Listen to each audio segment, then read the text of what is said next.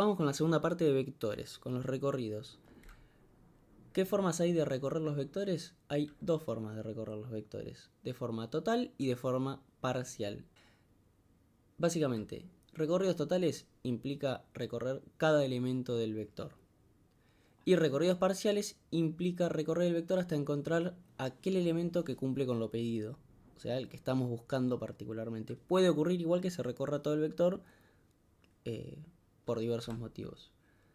Vamos a ver un ejemplo. Realice un programa que llene un vector de 10 elementos enteros positivos y luego informe la cantidad de números múltiplos de 3. Suponga que los números leídos son positivos. Va a ser más fácil el ejercicio. ¿Qué estructura de control voy a utilizar? Estamos hablando de vectores. Así que, ¿cuál es? Un for, obviamente. Nos vamos a pudrir de ver el for. ¿Qué modularizo? Le damos un poco el enunciado, tenemos que llenar un vector. Tenemos que informar la cantidad de números múltiplos de 3. Ahí tenemos una puntita. Tenemos que agarrar un módulo que cargue el vector y un módulo que diga si es múltiplo de 3. Acá tenemos nuestro vector de 10 posiciones, se llama números. Esta va a ser una entrada de prueba. Tenemos todos esos números. Nos tendría que marcar en nuestra salida de prueba que hay 3 elementos que son múltiplos de 3. El 60, el 33 y el 18. Acá tenemos el ejemplo en código. Tenemos una constante de tipo tam, una constante tam en realidad con un 10, una constante multi con un 3 y nuestro vector que es de 1 a tam, o sea de 1 a 10. Se llama vector, declaramos una variable v1 de tipo vector y un cant de tipo integer.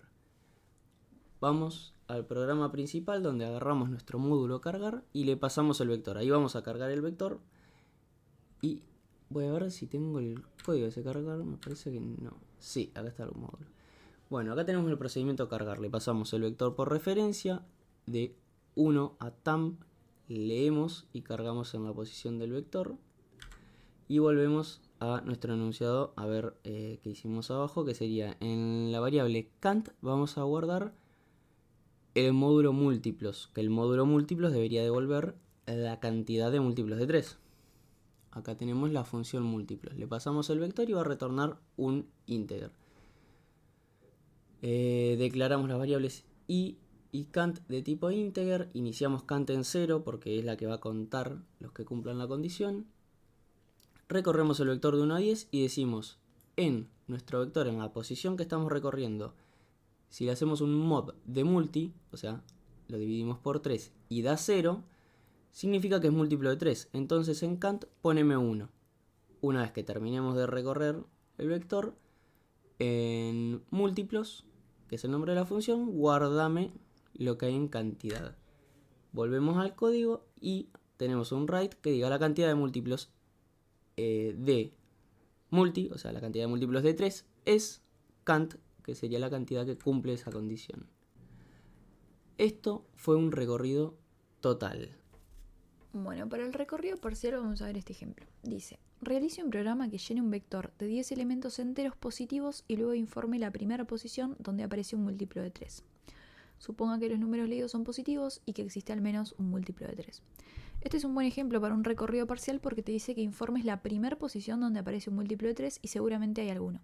O sea que si hay 3 múltiplos de 3 a lo largo del vector, no nos importan los otros dos, sino el primero que encontremos y ahí ya dejamos de leer porque no nos interesan los otros. Vamos a hacer una entrada de prueba que va a ser, van a ser estos números y el primer múltiplo de 3 que encontramos mientras recorremos el vector va a ser este, el 33, y la posición, que es lo que nos pide informar, es la 4. Bien, para este programa vamos a tener este código. Vamos a tener dos constantes, una que va a ser para el tamaño del vector y la otra va a ser para el múltiplo. ¿Por qué? Porque si en un futuro nosotros quisiésemos hacer un programa para ver si el múltiplo es de 6 o de 14, cambiamos este número de acá y listo. Bien, acá tenemos el vector de 1 a 10 de tipo entero y declaramos una variable de tipo vector y una variable pos que va a servir para ir incrementando la posición del vector. No usamos un for porque no queremos recorrer necesariamente todo el vector, sino hasta encontrar esa posición del primer múltiplo de 3. Bien, vamos a llamar a dos funciones o procedimientos. Una que es cargar, que ya la conocemos bastante, que le pasamos el vector, y otra que va a ser posición, que lo que va a hacer es recorrer el vector y encontrar esa posición en la que está el primer múltiplo de 3. Y a eso se lo asignamos a la variable pos para que nos imprima la posición del primer múltiplo de multi es pos.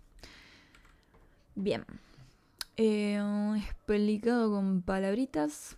Y después tenemos la función posición, que va a ser la segunda que llamamos. La primera ya la vieron hace un ratito. Bien, tenemos function posición y va a devolver un entero. Voy a tener pos y resto de tipo entero. Pos va a servir para ir incrementando el valor del vector, de las posiciones del vector, y resto va a servir para guardar ese resto de dividir el número que tengo en el vector dividido el número 3. Y ahí nos va a dar si es 0, va a ser múltiplo, y si es otro número, no. Y después la variable seguir de tipo boolean, porque como acá no vamos a recorrer todo el vector, solamente vamos a seguir mientras que el número que estamos analizando no sea múltiplo de 3. Entonces, vamos a inicializar seguir en true, porque mientras no tengamos ningún número leído, vamos a continuar. Pos lo vamos a inicializar en 1, porque es donde comienza mi vector. Y tenemos, mientras seguir esté en true, voy a guardar el resto de lo que haya en mi vector en esta posición, que en la primera vuelta va a ser 1, dividido 3, lo voy a guardar acá en la variable de resto.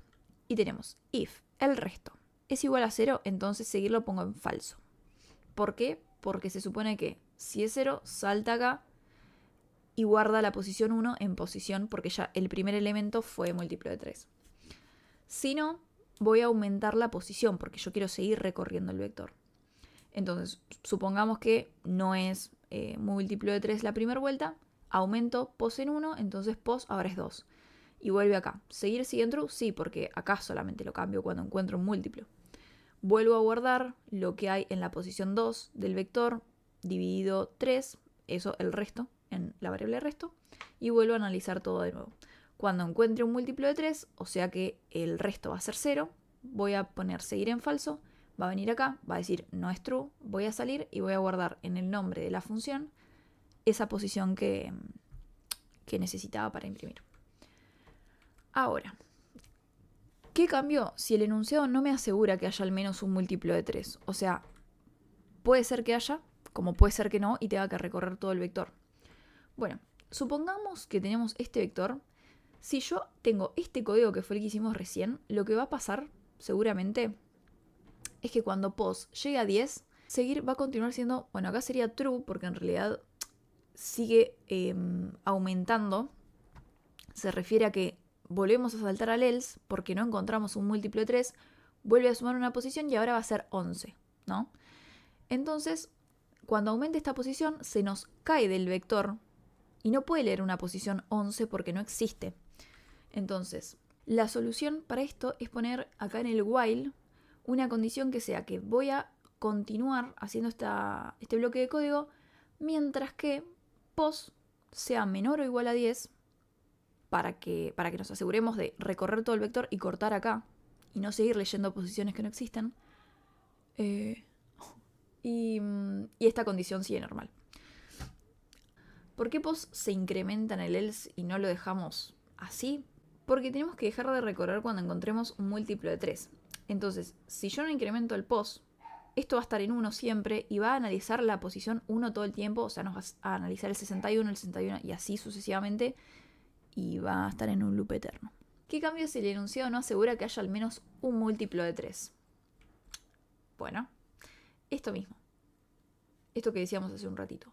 Y acá el ejemplo. Mientras pos sea menor o igual a tam, o sea a 10, voy a leer, bueno, y esta condición, voy a leer todo esto. Entonces, si yo no encuentro ningún múltiplo de 3 y llego hasta la 10, va a decir, pos es menor o igual a tam, sí. Bueno, analizo el 10 Y cuando vuelve acá y post ya aumentó a 11, no es menor o igual a 10, es 11, entonces se va. Y bueno, otro detalle es necesaria esta última condición del if. O sea, esta no la habíamos puesto, pero es necesaria. Tenemos que cuando sale de este while, o sea, cuando efectivamente encuentra